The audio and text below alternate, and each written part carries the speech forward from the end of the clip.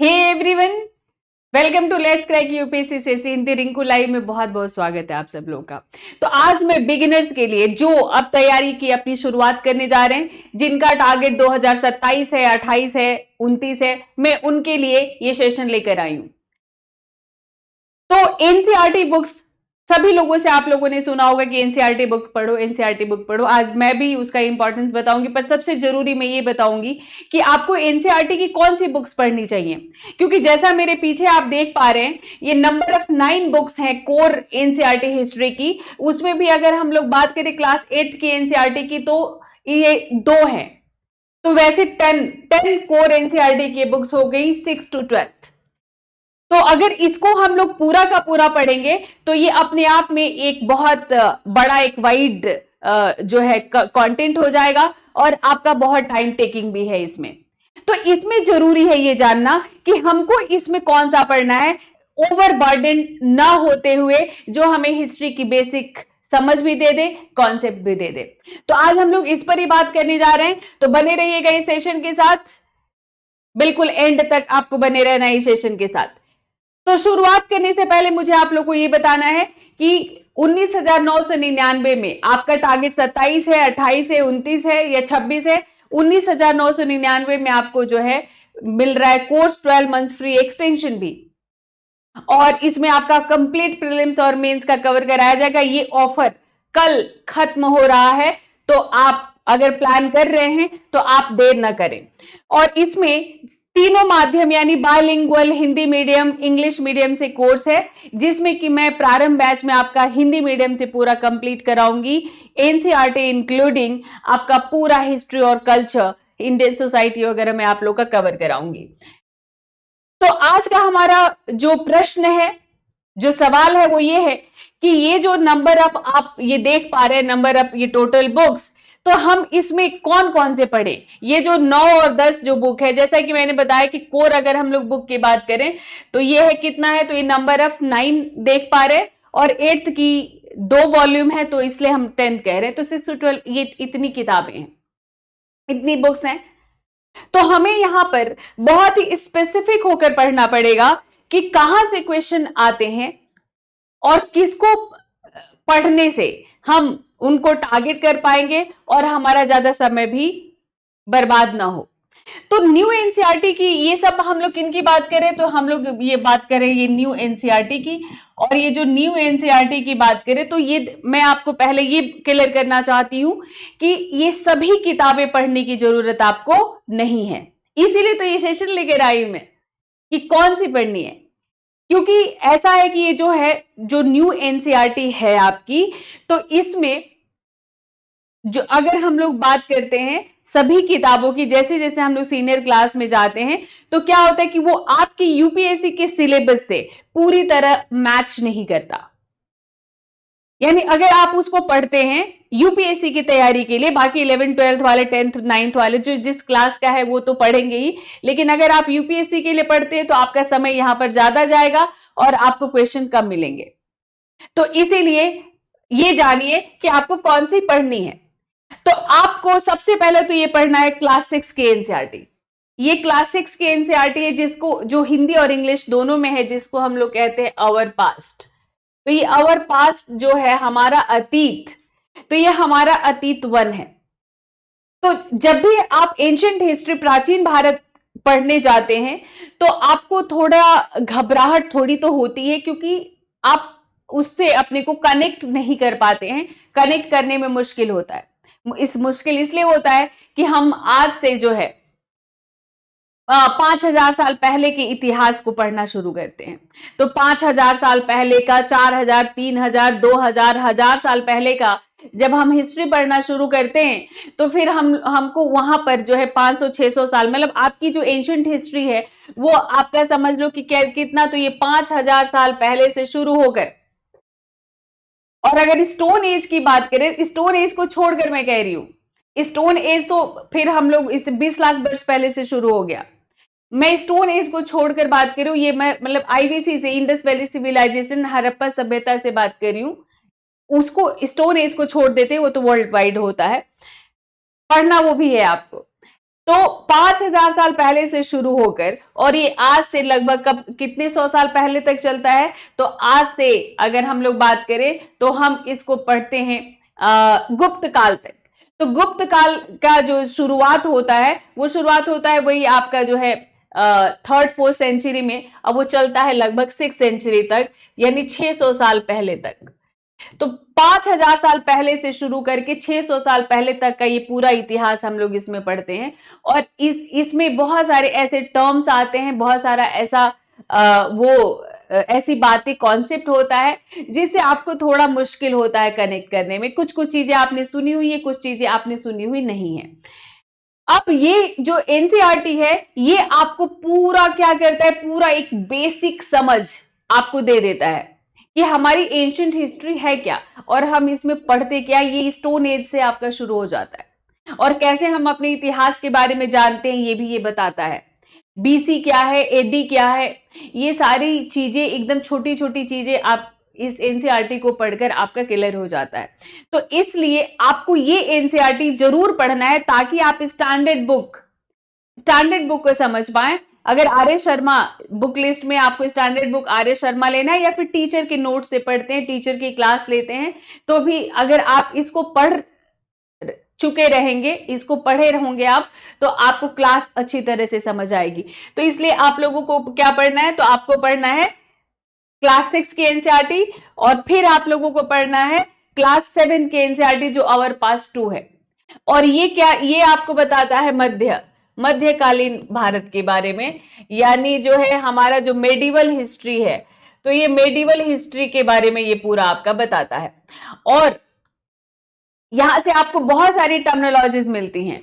तो ये जब मेडिवल हिस्ट्री आप इसको पढ़े रहेंगे तो भी ये आपको बहुत हेल्प करेगा मेडिवल हिस्ट्री को समझने में। यानी इतिहास की अगर बेसिक समझ बनानी है तो आपको ये 7th भी पढ़नी है, यानी क्लास 7th भी आपको पढ़नी है मेडिवल हिस्ट्री के लिए। और फिर आपको पढ़नी है कौन सी, तो आपको पढ़नी है ये क्लास 8।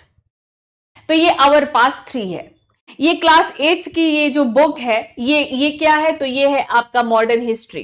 ये मॉडर्न हिस्ट्री है। तो मॉडर्न हिस्ट्री जब आप पढ़ते हैं तो आपका यहाँ ये इन सभी बुक से आपको डायरेक्ट क्वेश्चन में मिलता है जो मैं दिखा दूंगी आप लोगों को। तो ये मॉडर्न हिस्ट्री की पूरी समझ देता है आपको, यानी सारे बेसिक्स आप समझ जाएंगे। विद्रोह, रिवोल्ट किसको कहते हैं, सिपॉय म्यूटिनी किसको कहते हैं, आप ये भी समझ जाएंगे कि भाई यूरोपियंस कौन थे, कैसे भारत आए, किस लिए भारत आए, है ना।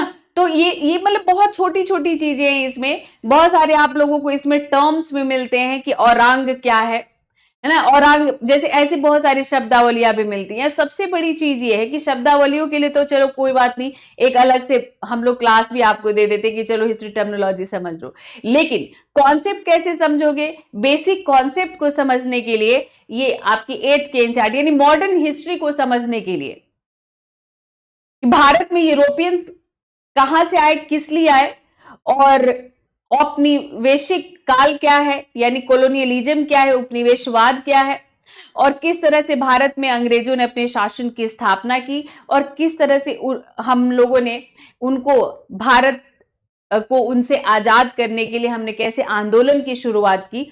ये सब बहुत ही अच्छे से दिया हुआ है कि कैसे कैसे भारत के पूरे सिस्टम को उन्होंने बदला था, चाहे एजुकेशन हो या फिर यहाँ का इकोनॉमी हो, यहाँ की आर्थिक व्यवस्था हो या फिर यहाँ का पॉलिटिकल सिस्टम हो। तो ये बहुत ही अच्छी बुक है। तो कहने का मेरा ये है कि 6 to 8 जो एनसीईआरटी है वो चाहे आप किसी भी मीडियम के हो, इंग्लिश मीडियम के हो, हिंदी मीडियम के हो, आपको 6 to 8 एनसीईआरटी पूरी तरह से पढ़ जाना है। और तभी आपको हिस्ट्री की बेसिक समझ, आधारभूत समझ आपको मिलेगा। आपको उसके बाद हिस्ट्री समझ में आने लग जाएगी, आपको इतिहास में एक दिलचस्पी भी पैदा होगी। तो आपको ये 6 to 8 एनसीईआरटी जरूर पढ़ना है। ये न्यू एनसीईआरटी बहुत अच्छा है 6 to 8 का। अब उसके बाद फिर कौन सी नहीं पढ़नी है, अगर मैं बात करूं कि कौन सी नहीं पढ़नी है, तो यहां पर जो है आपको ये इन किताबों में जैसा कि आप देख पा रहे हैं कि 9th है, 10th है। है ना। तो अब अगर हम लोग बात करें 9th और 10th की, 9th एंड 10th, तो ये जो 9th और 10th है, ये 9th की बुक है, ये 10th की बुक है, ये 11th की बुक है। तो 9th 10th 11th, ये तीनों बुक, ये जो आप देख पा रहे हैं, ये तीन बुक जो आप देख पा रहे हैं,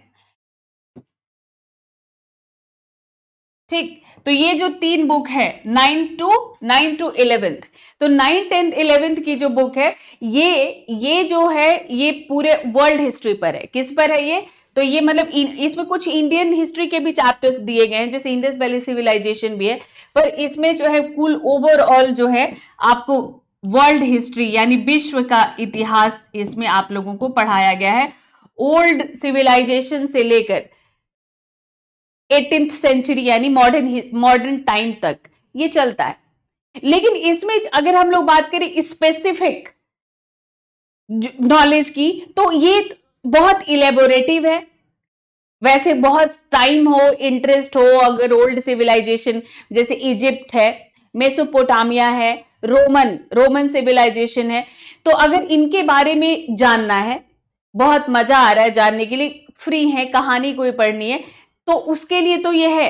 लेकिन अगर आप बहुत सीरियस हैं अपने प्रिपरेशन के लिए, बस आपको स्पेसिफिक यूपीएससी क्वेश्चन किस पे करती है, आपको इसी पर और ज्यादा उस पर नहीं पढ़ना है, तो इसको आपको स्किप कर देना चाहिए।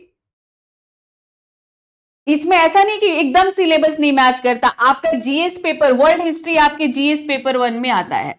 तो जीएस पेपर 1 में जो वर्ल्ड हिस्ट्री आता है वो मॉडर्न टाइम से आता है, यानी 18th सेंचुरी से वो आपका शुरू होता है, 18वीं सदी से। और ये जो है ये ओल्ड सिविलाइजेशन से यानी प्राचीन सभ्यता से इसकी शुरुआत हो जाती है। अब जो 18th सेंचुरी में जो आता है, 18th सेंचुरी ऑनवर्ड जो आपका मतलब जो वर्ल्ड हिस्ट्री से जो क्वेश्चन पूछा जाता है, उसके लिए आपको इतनी किताबें पढ़ने की जरूरत नहीं है। आप क्या कर सकते हैं कि एक आपकी ओल्ड एनसीईआरटी है, ओल्ड एनसीईआरटी है अर्जुन देव की, अर्जुन देव। तो आप जब अर्जुन देव, ये क्लास 8th 9th की आपकी बुक है, और इसका नाम है, अर्जुन देव की इस बुक का नाम है सभ्यता का इतिहास, हिस्ट्री ऑफ सिविलाइजेशन, सभ्यता का इतिहास। ये आपको अमेजोन पे मिल जाएगा, फ्लिपकार्ट पर, अमेजोन पर आप सर्च कर सकते हैं। और नहीं तो अगर आप दिल्ली के आसपास अगर रहते हैं, तो अगर आप दिल्ली के आसपास रहते हैं तो आप नई सड़क पर चले जाइए, वहां पर भी ये बुक मिल जाएगी। तो ये अर्जुन देव की बुक है, ये आपका ओल्ड एनसीईआरटी है, अब अर्जुन देव के नाम से भी मार्केट में बिक रही है, ठीक। ये कौन सी है? तो ये ओल्ड एनसीईआरटी है आपकी अर्जुन देव की बुक, सभ्यता का इतिहास। तो इसमें 8th और 9th की इन्होंने लिखी है, तो आपको क्या लिखना है? सभ्यता का इतिहास पार्ट 2, सभ्यता का इतिहास पार्ट 2, यानी आपको 9th की ले लेनी है। बस आप पार्ट 2 देखना, हिस्ट्री ऑफ सिविलाइजेशन पार्ट 2 ले लोगे, और एकदम बिल्कुल पतली बुक है, और पूरी तरह से आपके सिलेबस के अकॉर्डिंग ये बुक में सारे चैप्टर्स हैं, डिजाइंड है, तो आप बस इसको पढ़ जाइए। तो क्या मतलब आपको 9 10th 11th की न्यू एनसीईआरटी पढ़ने की जरूरत नहीं है। अब उसके बाद जो आपका बचता है ये 12th का जो है, ये देख पा रहे, ये 12th में आपका ये 1 2 एंड 3, तो 1 2 3 ये तीन किताबें हैं, मतलब वॉल्यूम 1 2 एंड 3। तो जो वॉल्यूम 1 है ये आपका एंशिएंट हिस्ट्री है, वॉल्यूम 2 मेडिवल हिस्ट्री है, और वॉल्यूम 3 मॉडर्न हिस्ट्री है। इसमें चैप्टर्स वही हैं जो आपने 6th 7th 8th में पढ़े हैं, पर वो चैप्टर्स यहां पे बहुत ज्यादा इलेबोरेटिव हैं। पर अगर आप, जैसे मैं 3rd की बात करूं, ये मॉडर्न हिस्ट्री है, अगर इससे आप पूरा का पूरा नेशनल मूवमेंट तैयार करने का सोचोगे तो नहीं होगा, क्योंकि इसमें कुछ सेलेक्टिव चैप्टर्स हैं। नो डाउट बहुत अच्छे से लिखा हुआ है क्योंकि एनसीईआरटी है, लेकिन ये पूरा जो है एकदम क्रमवार आपको जो है एक सीक्वेंस में नहीं मिलेगा। इसी तरह मेडिवल हिस्ट्री में को ऐसे बहुत सारे ट्रैवलर वगैरह ऐड करके बहुत ज्यादा इलेबोरेटिव बना दिया गया है। आपको स्पेसिफिकली जहां से यूपीएससी क्वेश्चन पूछती है तो वो आपको यहां पर नहीं मिलेगा, विस्तार ज्यादा मिलेगा। आप थोड़ा बोर भी होंगे, थोड़ा पकेंगे भी आप, तो आप यहां पर बोर भी हो सकते हैं। तो आपको, मेरा फिर से ये कहना है कि आपको ये तीनों भी पढ़ने की जरूरत नहीं है। अब इनमें कुछ टर्मिनोलॉजीज है जहां से यूपीएससी क्वेश्चन पूछती है, तो वो टर्मिनोलॉजीज जो है कई बार जैसे हम लोग ही क्लास में करा देते हैं, तो इसलिए जो है आप इसको भी स्किप कर सकते हैं। तो आपको समझ में आ गया होगा कि फिर कौन सी बुक पढ़नी है। तो आपको पढ़नी है केवल, अब आपको सिर्फ यहां से आधारभूत समझ बनानी है, बेसिक कॉन्सेप्ट डेवलप करना है, और बेसिक कॉन्सेप्ट डेवलप करने के बाद आपको जो है फिर टीचर के नोट से, टीचर की क्लास से, और या फिर सेल्फ स्टडी कर रहे हैं तो स्टैंडर्ड बुक आप ले सकते हैं आर्य शर्मा से 100% क्वेश्चन आपको नहीं मिलेंगे, लेकिन बट स्टिल आर्य शर्मा से आपकी एंशिएंट हिस्ट्री तैयार हो जाती है, यानी क्वेश्चन अभी भी वहां से आपको मिल जाते हैं। कितने? तो 80-90% क्वेश्चन आपको वहां से मिल जाते हैं।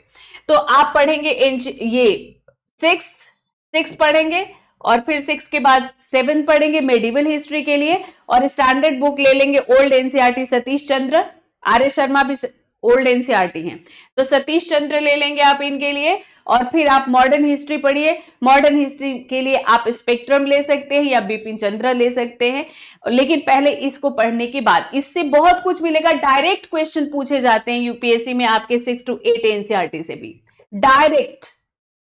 तो इंपॉर्टेंट एक बार मैं बता देती हूं आप लोगों को, एक ये तो क्लियर हो गया होगा आप लोगों को कि कौन सी पढ़नी है। तो 6 to 8 पढ़िए बस, उसके बाद आप सीधा स्टैंडर्ड बुक पर जाइए, जो आर्य शर्मा, सतीश चंद्र, बिपिन चंद्र आपकी ओल्ड एनसीईआरटी ही थी 11th और 12th की, और ये पूरा का पूरा आपका सिलेबस भी ये बुक्स कवर करती हैं। अब इनका इंपॉर्टेंस क्या है? तो इंपॉर्टेंस मैंने आपको बताया कि ये जो है ये बिल्कुल, जब मैंने कई बैचेस अभी तक पढ़ा लिए हैं, तो जब भी कोई नया बच्चा आता है, नया स्टूडेंट आता है, बच्चा हम लोगों को आदत है कहने की, मतलब मैं बात कर रही हूं आप एस्पायरेंट्स की, स्टूडेंट की, तो जैसे ही मतलब हम लोग पढ़ाना शुरू करते हैं, तो जब वो छोटी छोटी चीजें जब वो पूछना शुरू करता है, जैसे हिस्ट्री में आता है बीसी, है ना, बीसीई यानी बिफोर क्राइस्ट एरा एक टाइम था जब, मतलब ये किसको कहते हैं, एडी किसको कहते हैं, एन्नो डोमिनी किसको कहते हैं। हम ये एंशिएंट हिस्ट्री, मेडिवल हिस्ट्री में क्या डिफरेंस है, टर्क कौन थे, तुर्क कौन थे, मुगल कौन थे, भारत में जो है ये प्रेसिडेंसीज किसको कहते थे, जैसे अंग्रेजों ने जो भारत में जो राज्य विस्तार किया उसको प्रेसिडेंसी कहते हैं, तो भारत में इसको मतलब प्रेसिडेंसी नगर किसको कहा गया। मतलब इस तरह की बहुत सारी छोटी छोटी चीजें आपको यहां से ये क्लियर हो जाता है एनसीईआरटी से। मतलब कुल मिलाकर आपके दिमाग में एक ये जरूर इमेज बन जाएगा कि व्हाट इज एंशिएंट हिस्ट्री, प्राचीन इतिहास क्या है, इसमें हमें क्या पढ़ना है, बुद्ध, महावीर, सबके बारे में आपको पता चल जाएगा। तो ये एक बुनियादी समझ ये आपको देता है। और यहां पर जो फैक्ट्स हैं, यहां पर जो भी आप पढ़ेंगे, जो भी यहां पर आप फैक्ट पढ़ेंगे, जो भी आप यहां पर कॉन्सेप्ट पढ़ेंगे, वो पूरी तरह से क्या है, ऑथेंटिक, पूरी तरह से। अक्सर स्टूडेंट क्या करते हैं कि कोई मतलब अलग अलग जो है पब्लिकेशन की बुक ले लेते हैं, और उनमें जैसे कई बार जानकारी गलत होती है।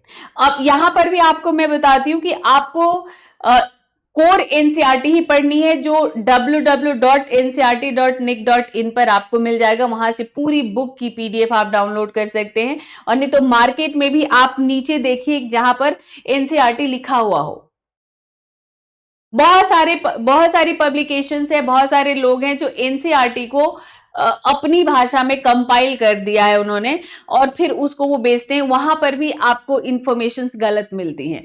तो आपको कोर एनसीईआरटी ही पढ़नी है, कोर, जो कि मतलब आपको मिलता है, कहां पर मिलता है, तो ये आपको एनसीईआरटी की साइट पर, और या फिर किसी अच्छे बुक शॉप पर जाएंगे तो वहां पर आपको मिलता है ये। तो लेना है आपको एनसीईआरटी, क्योंकि यहां पर जो भी आप पढ़ेंगे वो 100+10% वो क्या है, तो वो सही है, वो बिल्कुल करेक्ट है, क्योंकि ये बहुत रिसर्च करके सरकार के द्वारा बनवाई गई ये किताब है, तो इसलिए भी इसका इंपॉर्टेंस है। और प्रीलिम्स में यहां से डायरेक्ट क्वेश्चन पूछा जाता है, बार बार एकदम डायरेक्ट क्वेश्चन आपको मिलेगा प्रीलिम्स में यहां से। हर साल आपको मिलेगा, ऐसा कोई साल, इस बार 2025 में भी पूछा गया यहां से। तो डायरेक्ट क्वेश्चन मिलते हैं, मतलब आपको एक ये बेसिक कॉन्सेप्ट भी दे रहा है और इसके साथ साथ ये आपको ऐसे क्वेश्चन दे रहा है अराउंड 20-30%, कभी कभी 40% तक। तो यहां से समझ लो कि आपका जो है 25 to 40% क्वेश्चन आपको आपके उसमें पेपर में डायरेक्ट यहां से पूछा जाता है। सिर्फ हिस्ट्री एनसीईआरटी की बात कर रही हूं। अगर आप ज्योग्राफी की बात करें, अगर आप इकोनॉमिक्स की बात करें, तो वहां से तो आपको 100% भी क्वेश्चन मिल जाते हैं अगर आपने अच्छे से पढ़ा है तो। पर मैं हिस्ट्री एनसीईआरटी की बात कर रही हूं। अब जैसे एग्जाम्पल के तौर पर अगर हम 2025 का प्रीलिम्स देखें, तो 2025 के प्रीलिम्स में जो अर्घटा पूछा गया, अर्घटा, तो ये अर्घटा जो 2014 में भी पूछा गया, ये आपके क्लास 7 के एनसीईआरटी से ये क्वेश्चन है। जो कि एक मतलब ये क्या है, तो एक पर्शियन व्हील है, ये एक चक्का की तरह जो पानी सिंचाई के लिए इस्तेमाल होता था। गांव में आप सब लोग इसको रहट भी कह देते हैं। तो ये जो है, बल्कि उसमें पिक्चर भी दिया हुआ है। और इसी तरह मोहनजोदड़ो से ये जो मिली है, ये डांसिंग गर्ल, ये आपके क्लास 6 के एनसीईआरटी में इसका पिक्चर के साथ आपका पूरा वो मिलता है उसके आर्ट में। तो ये ब्रॉन्ज की बनी हुई। और 2024 में अगर हम देखें, तो जैसे ये संविधान सभा के अस्थायी सभापति, तो कॉन्स्टिट्यूएंट असेंबली के जो प्रोविजनल प्रेसिडेंट थे सच्चिदानंद सिन्हा, ये आपको मिलता है। ये आपकी हिस्ट्री का भी पार्ट हो जाता है और ये आपके पॉलिटी का भी पार्ट हो जाता है। मैं आपको 2020 से 23 तक के, मतलब 2000 अभी हमने 25 और 24 का दिखाया मैंने, अब मैं आप लोगों को दिखा रही हूँ 20, 21, 22, 23 के क्वेश्चन। ये डायरेक्ट एनसीईआरटी से है। जैसे हुंडी, ये हुंडी पूछा गया आपसे, और ये हुंडी आपका 2021 का ही ये क्वेश्चन है शायद। तो हुंडी जो है, ये आपके क्लास 7 के एनसीईआरटी से पूछा गया था कि हुंडी क्या है। हुंडी, तो ये जो हुंडी था, ये एक तरह का बिल ऑफ एक्सचेंज था, विनिमय पत्र था, जो कि व्यापारियों द्वारा जारी किया जाता था, व्यापारियों के लिए ही। जैसे मुझे सामान लेना है, तो मैं आपके पास गई, मैंने आपको पैसा दिया, उस व्यापारी ने एक आपको नोट बना के दे दिया कि आप वहां जाओ, इस स्लिप को दिखाना और वहां से माल ले लेना। तो इस तरह से तो हुंडी पूछा गया था। ये आपके क्लास 6 के एनसीईआरटी से ये क्वेश्चन है। तो ये क्लास 6 के एनसीईआरटी में ये पूरा बॉक्स बनाकर दिया हुआ है। बॉक्स, यूं ऐसे बॉक्स बनाकर अशोक ने क्या कहा है सहिष्णुता को लेकर। तो ये क्वेश्चन था कि कोई भी व्यक्ति जो अपने संप्रदाय को महिमा मंडित करने की दृष्टि से अपने धर्म की जो प्रशंसा करता है, दूसरे धर्म की जो बुराई करता है, यानी जो अपने धर्म को ग्लोरीफाई करता है और दूसरे को कहता है कि वो धर्म अच्छा नहीं है, वो अपने धर्म को ही नुकसान करता है। तो ये यहां पर आपके क्लास 6 के एनसीईआरटी में जो है यूं बॉक्स बनाकर ये दिया गया है, ये लाइन। तो ये भी जो है, ये 6 के एनसीईआरटी से था। ये भी क्लास 6 के एनसीईआरटी से ये भी क्वेश्चन था। ये जो पढ़नी अमर सिंह कालिदास के बारे में पूछा गया था कि किसके कोर्ट में थे। पढ़नी के लिए भी ऐसा एक बॉक्स, ये बॉक्स बनाकर पढ़नी के बारे में दिया हुआ है कि कैसे कैसे उन्होंने अष्टाध्यायी लिखे हैं, सूत्र दिए हैं उन्होंने। और अमर सिंह और कालिदास का भी दिया हुआ है, चंद्रगुप्त द्वितीय का जो गुप्त एरा है जो दिया हुआ है, नए राज्य साम्राज्य चैप्टर। तो ये क्लास 6 के एनसीईआरटी से था ये। और ये जो औरंग, देखो उस समय किसी को भी, मतलब और कहीं पर भी औरंग आपको नहीं मिलेगा, मिरासेदार औरंग। तो ये जो है, ये क्लास 8 की एनसीईआरटी में औरंग। औरंग वैसे ये गलत था, क्योंकि औरंग जो था, ये एक ऐसी बॉक्स बनाकर आपके उसमें दिया हुआ है कि ये क्या होता था, गोदाम को उसमें लिखा हुआ है कि गोदाम को फारसी भाषा में औरंग कहते हैं। तो मतलब इसमें बताना था कि कौन सा सुमेलित है। तो जिन्होंने इस एनसीईआरटी में औरंग पढ़ा था, तो उनको ये पता था कि पहला गलत है ना, तो पहला गलत है। अब पहला गलत है, तो अब फिर सही कौन सा है, तो भाई दूसरा तीसरा सही हो सकता है। जिनको नहीं भी पता था वो भी गेस कर सकते थे, ठीक है। हालांकि देखो बेनियान तो नहीं है, पर मिरासेदार आपका मेंशन है। तो ये क्लास 8 की एनसीईआरटी से था। इसी तरह जैसे मैंने आपको 2020 से लेकर 25 दिखा दिया, ये देखिए 2017 का है अजंता, ये चित्र दिया हुआ है आपकी एनसीईआरटी में, क्लास 6 के एनसीईआरटी में चैप्टर 10 में दिया हुआ है कि ये जो पेंटिंग है बोधिसत्व पद्म पाणि का वो अजंता में है, ये पिक्चर दिया हुआ है। 2016 में भाई अशोक के जो एडिक्ट्स हैं, अशोक के जो अभिलेख है उनको किसने पढ़ा? जेम्स प्रिंसेप, क्लास 6 के एनसीईआरटी, जेम्स प्रिंसेप को। अर्घटा जो मैंने आपको भी 2025 में दिखाया, ये 2014 में पूछा गया। तो देखिए इस समय ऑप्शंस थोड़े क्या हैं, ऑप्शन थोड़े से अलग हैं। ये बॉन्डेड लेबर, सैन्य अधिकारियों को दिए जाने भूमि अनुदान, भूमि की सिंचाई के लिए प्रयुक्त जल चक्र, तो यही था बेसिकली। ये क्या था? तो एक वाटर व्हील था टू इरिगेटिंग लैंड। इस बार ऑप्शन बदल दिया गया था, तो देखो ये भी पूछा गया। तो ये आपके क्लास 7 के एनसीईआरटी का है। बंजारे, भारतीय इतिहास में बंजारे कौन थे? ये आपके 7th के एनसीईआरटी का है। तो बंजारे ये जो कौन थे? तो ये जो बंजारे थे ये ट्रेडर्स थे, व्यापारी थे, ना वेबर थे, ना कृषक थे, ना फार्मर्स थे, ना वॉरियर्स थे। ये बंजारे, इसमें जनजाति दिया नहीं है, तो जनजाति के अलावा इनका ऑक्यूपेशन दिया है। तो भाई इनका ऑक्यूपेशन क्या था? तो ये ट्रेडर्स थे, ये व्यापारी थे, गांव से अनाज उठाकर शहर में ले जाकर ये बेचा करते थे। और अलाउद्दीन खिलजी ने, जहांगीर ने, इन लोगों ने इस्तेमाल किया था इनका शहर में वो पहुंचाने के लिए। तो मैंने आपको बताया कि एनसीईआरटी बुक्स कौन सी पढ़नी है और कहां पर समय आपको नहीं गंवाना है, कौन सी पढ़नी है, कहां पर समय नहीं गंवाना है और क्यों पढ़नी है, ये मैंने आपको बताया।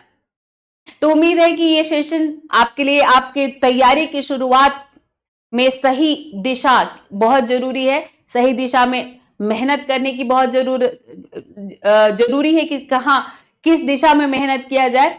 क्योंकि भाई आपने घंटों लगा दिए और पता चला कि भाई वहां से ना कॉन्सेप्ट क्लियर हुआ ना क्वेश्चन आया, तो कोई फायदा नहीं है ना। जाने से पहले मैं बता देती हूँ कि 25 वाले अगर देख रहे हैं मेरा सेशन, तो मेंस के लिए, आप लोगों के लिए मेंस के लिए भी बैच है। तो पूरा जो है 5,999 में आपको कंप्लीट चारों जीएस का पेपर आपको मिल रहा है। और 19 जो भी मतलब जिनका 26 है, 27 है, तो 26, 27, 28 वालों के लिए ऑप्शनल आ चुका है, जिसमें हिस्ट्री ऑप्शनल मैं पढ़ाऊंगी, हिंदी मीडियम से हिस्ट्री ऑप्शनल मैं पढ़ाऊंगी। बाकी आप देख पा रहे ऑप्शनल के सभी ये विषय हैं। तो 19,999 में आपको जीएस का पूरा कोर्स मिल रहा है। और आप चाहें तो आप जो है कॉम्बो भी ले सकते हैं। तो कॉम्बो यानी आप जीएस और ऑप्शनल दोनों ले सकते हैं, जो कि आपको सिर्फ 27,999 में मिल जाएगा। रिंकू लाइव कोड के साथ आपको डिस्काउंट भी मिल जाएगा इस पर। तो कोड मेरा रिंकू लाइव है, तो इस कोड को आप लोग याद रखिए और जुड़िए मेरे साथ अपनी अगली तैयारी के लिए, और मेरी तरफ से आपको पूरा सहयोग मिलेगा। और सिर्फ मेरे विषय में नहीं, सभी विषयों में कि आपको अप्रोच रख के कैसे तैयारी करनी है, आप लोग मेरे से अपने डाउट्स पूछ सकते हैं। तो all the best, bye bye.